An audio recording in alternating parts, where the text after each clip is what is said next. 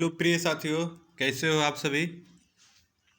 मैं पंकज। जैसा कि आपको मैंने पहले दिन अपना सी टेट हिंदी के लिए पहले वीडियो बनाई थी, जिसमें आपने देखा था वर्ण, स्वर, वाक्य और व्यंजन के बारे में बताया था। तो आज ये दूसरी वीडियो है। आज इस वीडियो में हम विलोम शब्द, प्रवाची शब्द के बारे में जानेंगे। जो देखेंगे विलोम और प्रवाची से प्रश्न आपके बनते ही बनते हैं, तो उन्हीं प्रवाची और विलोम को जानेंगे जो देखेंगे कि परीक्षाओं में बार बार पूछे जाते हैं। और विलोम प्रवाची शब्द होते क्या हैं, उसे कैसे जानकारी किया जाता है कि ये विलोम है कि प्रवासी है। तो इसी प्रकार से जैसे आपका कोई शब्द दे दे, आपका शब्द दे दे और उसमें आपसे पूछ दे कि इसका प्रवासी क्या होगा, इसका विलोम क्या होगा, तो आपको पता होना चाहिए। जैसे अमृत का पूछ दे कि आपका प्रवाची क्या होगा, अमृत का आपका विलोम भी पूछ सकता है। तो वही देखेंगे कुछ महत्वपूर्ण प्रवाची और विलोम शब्द को जो परीक्षाओं में आप देखेंगे बार बार आते हैं। तो आइए वीडियो की शुरुआत करते हैं। अगर उससे पहले आप हमारे चैनल पर नए हों तो चैनल को सब्सक्राइब कर लीजिएगा और बेल का आइकन वाला बटन को दबा लीजिएगा, कि ताकि कोई भी वीडियो हम अपलोड करें, चाहे इसकी सीरीज की अगली वीडियो अपलोड करें, तो इसका नोटिफिकेशन आप तक पहुँचे। तो आइए सबसे पहले देखते हैं। तो सबसे पहले जानना ये जरूरी है कि विलोम शब्द आखिर होता क्या है। तो ये वे शब्द जो शब्द किसी दूसरे शब्द का उल्टा अर्थ बताते हैं उसे विलोम शब्द कहते हैं। आपको ये पता होना चाहिए। जो शब्द किसी शब्द का उल्टा अर्थ बताते हैं उसे विलोम शब्द कहते हैं। जैसे आप मान लीजिए सीधा है, इसका विलोम आपका उल्टा हो जाएगा। वही सही है उसका गलत हो जाएगा। आय है उसका बे हो जाएगा। आज़ादी का गुलामी हो जाएगा, नवीन का प्राचीन हो जाएगा। तो शब्द एक दूसरे के अर्थ अलग अलग बताते हैं, उसी को विलोम शब्द कहा जाता है। तो ये नीचे देखेंगे तो नीचे यहाँ पे आप देखेंगे तो दिया है कि विभिन्न परीक्षाओं में पूछे गए विलोम शब्द। आप देखेंगे इसी में से आपके विलोम शब्द अन्य परीक्षाओं में पूछे जाते हैं, किसी भी परीक्षाओं में। तो सबसे पहले आपका इसमें ये बता दें, यहाँ पे अगर यहाँ पे आप देखेंगे अमृत का विष होता है, ये महत्वपूर्ण है। ये पूछता भी है परीक्षा में, आप देखेंगे आप। उसके बाद आपका अंधकार का प्रकाश होता है, आलस का स्फूर्ति होता है, आर्द्र का शुष्क होता है, आकाश का पताल होता है, अनुग्रह का विग्रह होता है, आश्रित का निराश्रित होता है। वही आप आगे देखेंगे और रुचि का आपका रुचि होता है। उसके आगे आप आएंगे तो आगे आएंगे और रुचि के आगे आएंगे तो आपको देखेंगे आदान दिया है। आदान का आपका प्रदान हो जाता है, आय का व्यय हो जाता है, और उसके बाद आपका आय का निर्यात हो जाता है, और अनुलोम का आपका विलोम हो जाता है। तो वही आधुनिक में आएंगे तो आधुनिक का आपका प्राचीन हो जाएगा, आपका आदान का प्रदान हो जाएगा, अतिथि का अतिथेय हो जाता है। तो इस प्रकार से आपकी परीक्षाओं के लिए काफ़ी महत्वपूर्ण है। उन्हीं को छांट के आपके बीच में लाया गया है, जो आप देखेंगे किसी न किसी रूप में किसी अन्य परीक्षाओं में आपको देखने को आपको पूछे जाते हैं, तो आपके लिए महत्वपूर्ण हो जाता है। तो वही आप आगे इसमें देखेंगे तो इसमें आगे अवनी का दिया है, तो अवनी का अंबर हो जाता है। वही अनुग्रह का आपका दे तो वहाँ पे विग्रह हो जाता है। अग्रह अर्जन का दे तो वहाँ पे वर्जन हो जाता है। अकाल का सुकाल हो जाता है। अनुज का अग्रज हो जाता है। वही आहार का निराहार हो जाता है। इसी प्रकार से विलोम शब्द आपकी परीक्षाओं में आप देखेंगे, देखने को मिलते हैं। तो अगर आप एक बार इसे सरसरी निगाह से भी आप देख लेते हैं तो आपके लिए काफ़ी बेनिफिट, आपके लिए काफ़ी फायदेमंद होगा। ये तो ध्यान में सभी के रहता है, सभी ने इसको पढ़ रखा है, लेकिन कभी सामने आ जाता है तो ध्यान में ही नहीं आता है कि इसका क्या होगा। तो अगर आप ये एक बार देखे रहेंगे तो आपको दिमाग में आसानी से ये हिट करेगा, आप आसानी से कर जाएंगे। तो वही आगे इसमें देखेंगे तो आज़ादी का गुलामी हो जाता है, अवनी का उन्नति हो जाता है, वही आस्तिक का नास्तिक हो जाता है, और अवरण का ग्रहण हो जाता है, वही अति का अल्प हो जाता है, आकर्षक का विकर्षण होता है, आयात का निर्यात होता है, अंत का आपका आदि का अंत हो जाता है, और वही अपमान का सम्मान हो जाता है। तो ये वो विलोम शब्द हैं जो देखेंगे आपके परीक्षाओं में बार बार देखने को मिलते हैं। वही आगे आइए, आगे आएंगे तो आइए प्रवाची शब्द की बात की जाए। तो प्रवाची शब्द में आप देखेंगे तो प्रवाची शब्द किसे कहते हैं, सबसे पहले आपको ये जानकारी होनी चाहिए। तो उसके सीक्वेंस में आप देखेंगे तो वे शब्द जिनका अर्थ एक समान होता है परवाची शब्द कहलाते हैं। परवाची शब्द को हम समानार्थी शब्द भी कहते हैं, आपको पता होना चाहिए। उसके समान ही कोई दूसरा शब्द आ जाए तो वो परवाची के अंतर्गत आ जाता है। तो वही आप नीचे देखेंगे विभिन्न परीक्षाओं में पूछे गए आपके परवाची शब्द हैं। ये जो आप देखेंगे इसी में से आपके परीक्षाओं में देखने को मिलते हैं। हमने उसमें छाट के जो महत्वपूर्ण है आपके लिए वही बनाया है इस वीडियो में। आप देखेंगे सी टेट हो, यूपी टेट हो, कोई भी परीक्षाएँ दे रहे हैं जो हिंदी हिंदी से जुड़ा हुआ है, तो आपको इसी के अंतर्गत आपके प्रवाची शब्द देखने को मिलते हैं। तो उसमें आपका आभूषण का देखेंगे, आपका पूछ देता है, अहंकार का पूछ देता है, आकाश का पूछता है, कोमल का देखने को मिलता है, कपड़ा गुरु का आ जाता है, गृह का आ जाता है, चंद्रमा का आ जाता है, झरना का आ जाता है। इसी प्रकार के देखेंगे आपके पूछे जाते हैं। तो और उसमें आगे देखेंगे इसी प्रकार दुख है, दूध है, दुष्ट है, पहाड़ है, पक्षी है, पुष्प है, पृथ्वी है। इसी प्रकार से देखेंगे आपके प्रवाची शब्द पूछ लिए जाते हैं। तो अगर आपका इसका PDF चाहिए तो आप हमारे टेलीग्राम व व्हाट्सअप ग्रुप से जुड़ सकते हैं, जहां आपका इसका PDF प्रोवाइड करा दिया जाएगा। और अभी ज़्यादा है तो अब सारा इस वीडियो में बताना संभव नहीं है, तो आप समझ के चलिए कि कुछ महत्वपूर्ण प्रवाची शब्द हैं जो आपकी परीक्षाओं में बार बार देखने को मिलते हैं। तो अगर आपको इसका PDF चाहिए तो आप हमारे टेलीग्राम चैनल पे और हमारे व्हाट्सअप नंबर पे मैसेज करके इसका टेलीग्राम आप PDF प्राप्त कर सकते हैं। तो आइए इसको छोड़ के आगे देखते हैं। तो आगे आपका एक तुकांत शब्द आ जाता है, जो आपके लिए काफ़ी महत्वपूर्ण हो जाता है। तुकांत शब्द से देखेंगे आपके शब्द, आपके प्रश्न बनते हैं। तो तुकांत शब्द के बारे में आइए जान लेते हैं एक छोटी सी स्लाइड में 2 लाइन में। तो वे शब्द जिनके अंत में समान तुक वाले शब्द हो, अर्थात कहने का मतलब ये है, वैसे शब्द जिसके अंत में समान तुक वाले शब्द लगे हो, एक समान लय वाले शब्द हो, उन शब्दों के अंत वाला अक्षर समान होता है, उसे तुकांत शब्द कहते हैं। वही आइए आपको उदाहरण बताते हैं, तो उदाहरण से आपको अच्छे से समझ में आएगा। तो इसमें देखेंगे जैसे दिया है आपका पानी दिया है, रानी दिया है, नानी दिया है, तो इसके अंत वाले में देखेंगे आपका नी लगा है। तो इसी प्रकार के शब्द आपके तुकांत शब्द के अंतर्गत आते हैं। वही आप देखेंगे खाता हो जाता है, सोता हो जाता है, रोता हो जाता है। जिसके अंत में ता लगा है आपका वो तुकांत शब्द का अंतर्गत आ जाता है। वही आप दाना देखेंगे, खाना देखेंगे, जाना देखेंगे, ना लगा है तो ये तुकांत शब्द का अंतर्गत आ जाता है। रोक टोक शोक आम नाम साम, इस प्रकार के शब्द आपके तुकांत शब्द के अंतर्गत आ जाते हैं। जिसके अंत में एक ही सीक्वेंस के शब्द लगे हों वहाँ पे तुकांत शब्द हो जाता है। तो उम्मीद है आपको ये समझ में आया होगा। तो तुकांत शब्द आपका क्लियर हो गया होगा। वही आइए अतुकांत शब्द की बात की जाए। अतुकांत शब्द किसे कहते हैं, तो इसमें आप देखेंगे तो वे शब्द बिना तुक के होते हैं। इन शब्दों से बनी कविता में ध्वनियाँ परिवर्तित होती रहती है, कविता लयबद्ध नहीं होता है, उसे अतुकांत शब्द कहते हैं। तो इसका आप अगर उदाहरण देखें तो देखिए जैसे पानी आ जाएगा, कहीं दिन आ जाएगा, कुआं आ जाएगा, जल आ जाएगा, जाते आ जाएगा, सवेरा रात आसमान, यानी इसमें कोई तुक नहीं होता है, कोई शब्द कहीं भी आ जाता है, वही अतुकांत शब्द के अंतर्गत आ जाता है। आप कविताओं में देखेंगे ध्वनियों में अलग अलग तरह के शब्द आते हैं, तो वहाँ पे अतुकांत शब्द के अंतर्गत आपकी कविताएँ आती है। तो आप इस बात को ध्यान में रखेंगे। तो ये तुकांत अतुकांत आपके क्लियर हो गए होंगे एक 2 से 3 लाइन में। आइए वही आगे बात की जाए तो आपका एक संज्ञा का भी टॉपिक है, जो आपके लिए काफ़ी महत्वपूर्ण हो जाता है। परीक्षाओं में आपके संज्ञा से भी प्रश्न बनते हैं, तो आइए इसको भी जान लेते हैं। तो सबसे पहले देखेंगे संज्ञा कहते आखिर किसे हैं। किसी प्राणी, वस्तु या स्थान के नाम को संज्ञा कहते हैं। संज्ञा के प्रमुख 3 भेद होते हैं, आपके लिए ये महत्वपूर्ण है। जैसे पूछ दे कि संज्ञा के कितने भेद होते हैं, ऑप्शन उसमें बना दे 4 होते हैं, 3 होते हैं, 5 होते हैं, तो आपको ये जानकारी रहेगा तभी आप लगा पाएंगे। तो संज्ञा के आपके 3 भेद होते हैं। एक जातिवाचक संज्ञा होती है, व्यक्तिवाचक संज्ञा होती है, जातिवाचक संज्ञा होती है, आपकी भाववाचक संज्ञा होती है। आप इस बात को ध्यान में रखेंगे। तो आइए इन तीनों के बारे में थोड़ा थोड़ा डिटेल बारी बारी करके जान लेते हैं। तो उससे पहले सबसे पहले व्यक्तिवाचक संज्ञा की बात की जाए तो व्यक्तिवाचक संज्ञा में आप देखेंगे वे नाम किसी विशेष व्यक्ति, वस्तु या स्थान का बोध कराते हैं, उसे व्यक्तिवाचक संज्ञा कहते हैं। अर्थात कहने का मतलब वह है कि वो नाम जो किसी विशेष व्यक्ति, वस्तु, स्थान के नाम का बोध कराते हैं, उसे व्यक्तिवाचक संज्ञा कहते हैं। वही आइए आपको जैसे बताते हैं, जैसे उदाहरण देंगे तो आपको समझ में आएगा। तो व्यक्तियों के नाम, जैसे किसी भी व्यक्ति का नाम हो, वो आपके व्यक्तिवाचक संज्ञा के अंतर्गत आ जाता है। वही आप दिशाओं के नाम देखेंगे, पूर्व, पश्चिम, दक्षिण, ये भी आपके व्यक्तिवाचक संज्ञा के अंतर्गत आता है। आपका समुद्र का नाम दिया हो, वो भी व्यक्तिवाचक के अंतर्गत आता है।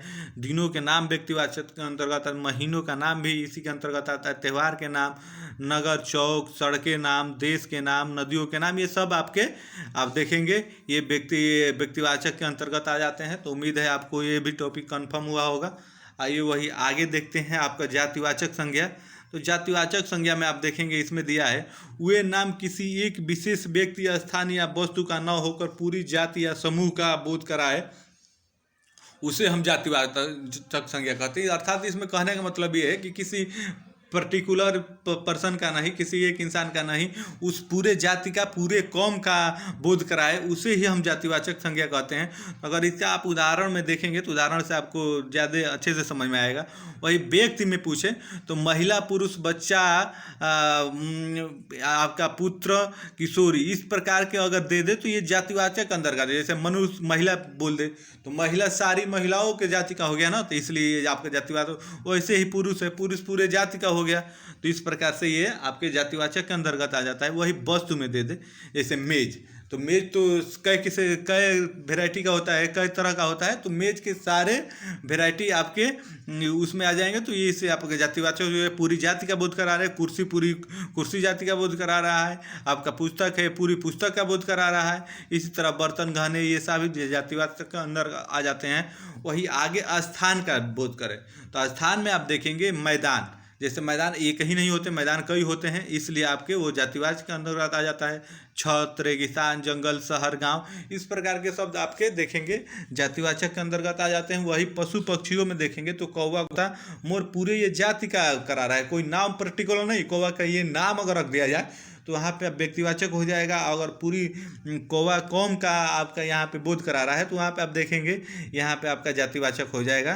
तो उम्मीद है ये भी टॉपिक आपको कंफर्म हुआ होगा।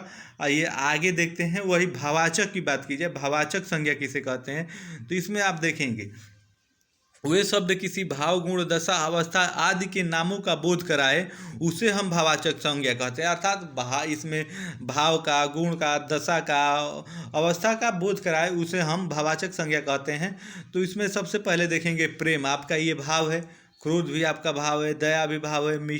आपका मिष्ठान दिया है, मिठाई दिया है, मिठाई नहीं मिठास है, आपका मिठास दिया है, तो ये गुण है मिठाई का, कि मिठाई मीठी होती है, तो इसलिए आपका ये भावाचक के अंतर्गत आ जाता है। तो उम्मीद है आपकी ये जातिवाचक, भावाचक और आपके व्यक्तिवाचक, ये तीनों टॉपिक आपको समझ में आए होंगे। एक छोटी सी स्लाइड में नॉर्मल तरीके से, एक साधारण तरीके से आपको समझाने की कोशिश करी है। तो उसके बाद आइए अब आगे देखते हैं। तो संज्ञा के बाद आपका स्वरनाम देखते हैं। स्वरनाम किसे कहते हैं, सबसे आपको ये भी जानना जरूरी है। तो स्वरनाम में अगर बात की जाए तो वे शब्द संज्ञा के बदले वाक्य में प्रयोग किए जाते हैं, उसे हम स्वरनाम कहते हैं। आपको ये पता होना चाहिए, जो शब्द संज्ञा के बदले प्रयुक्त किए जाते हैं उसे स्वरनाम कहते हैं। अब इसके अंदर जाएंगे तो आपके स्वरनाम के भी 6 भेद होते हैं।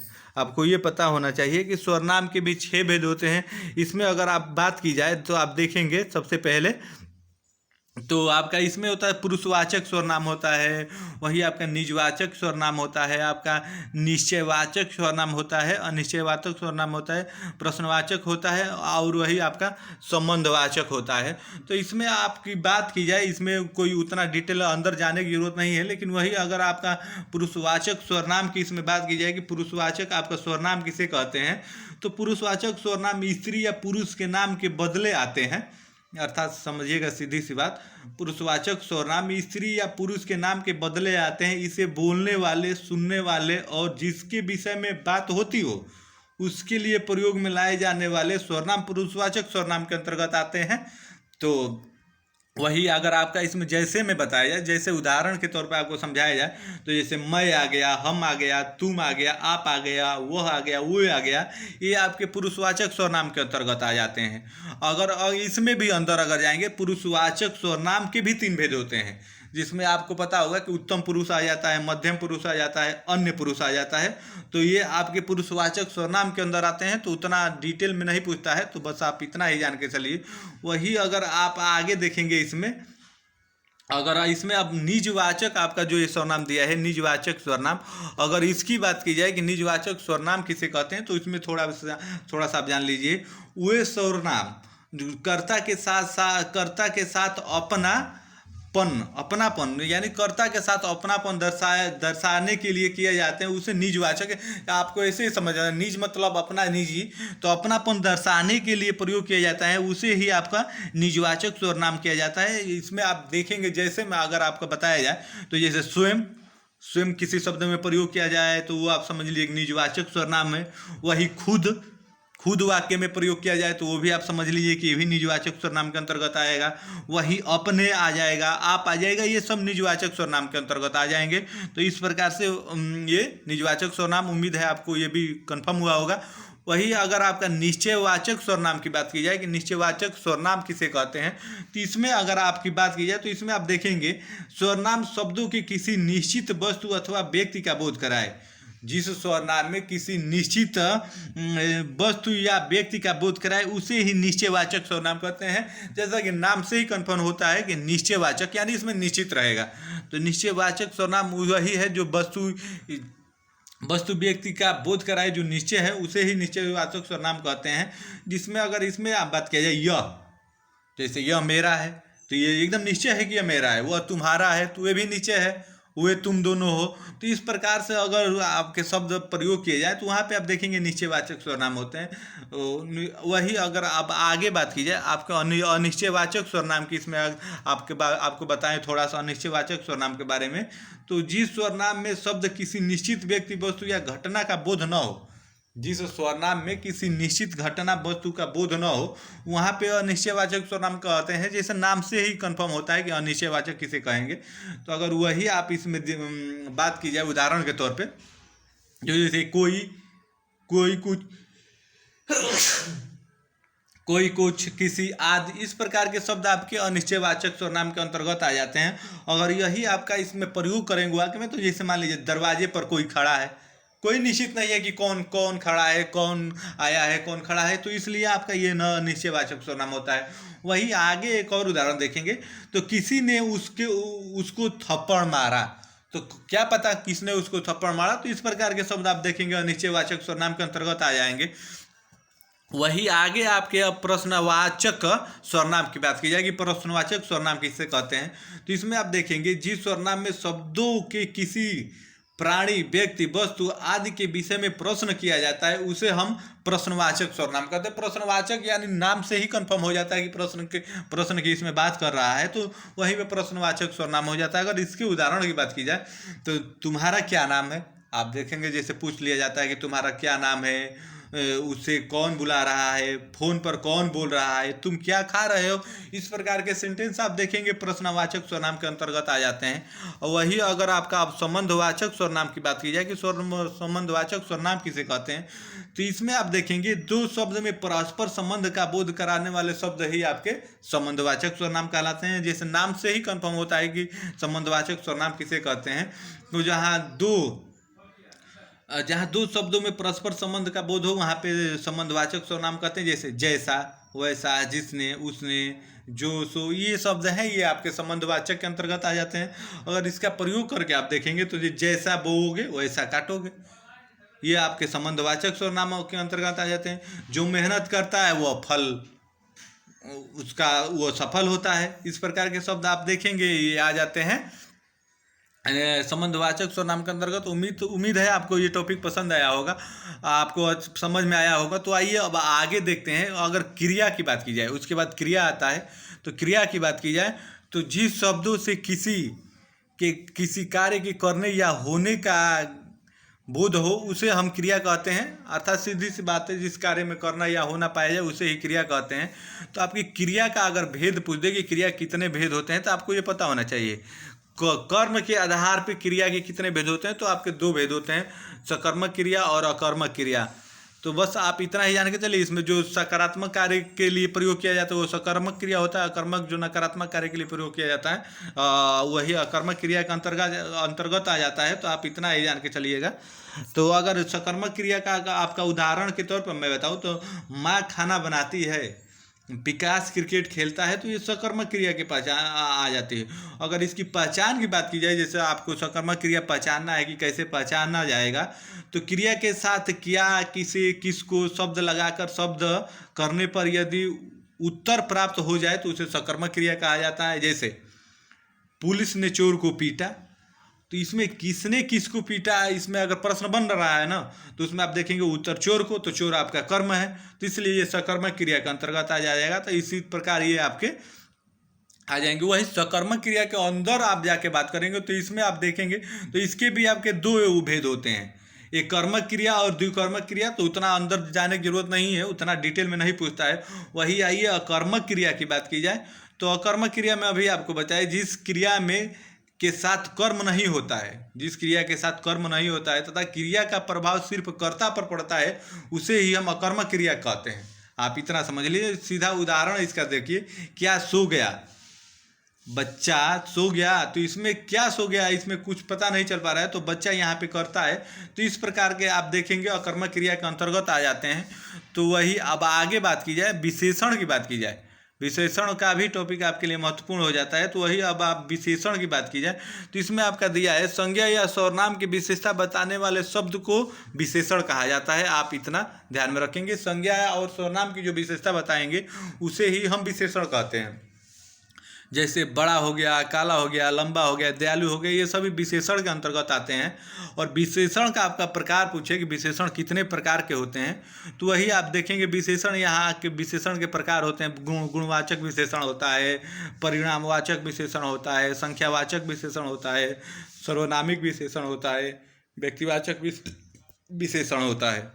तो ये आपके 5 आपके विशेषण होते हैं। तो आपको ये पता होना चाहिए। इसमें अंदर आपका नहीं पूछेगा, इसमें भी आपको पता चला, जहाँ गुण की बात की जाएगा वहाँ पे गुणवाचक विशेषण हो जाएगा, जहाँ परिणाम की बात की जाएगा वहाँ पे परिणाम, संख्या की बात की जाए संख्या, और सर्वनामी की बात की जाएगा वहाँ पे सर्वनामी को, व्यक्ति की बात की जाए व्यक्तिवाचक हो जाएगा। तो इस प्रकार से आपका ये विशेषण का भी टॉपिक खत्म हो गया। उम्मीद है छोटे से मैं आसानी से आपको समझाने की कोशिश करी है, आपको उम्मीद है समझ में आया होगा। तो अगर समझ में आया होगा तो हमारे इस वीडियो को लाइक करिएगा और चैनल को सब्सक्राइब करिएगा, ताकि इसका अगला पार्ट हम कल अपलोड करें, इसके आगे का पार्ट अपलोड करें तो उसका नोटिफिकेशन आपके पास पहुंचे और आप वो वीडियो देख लें।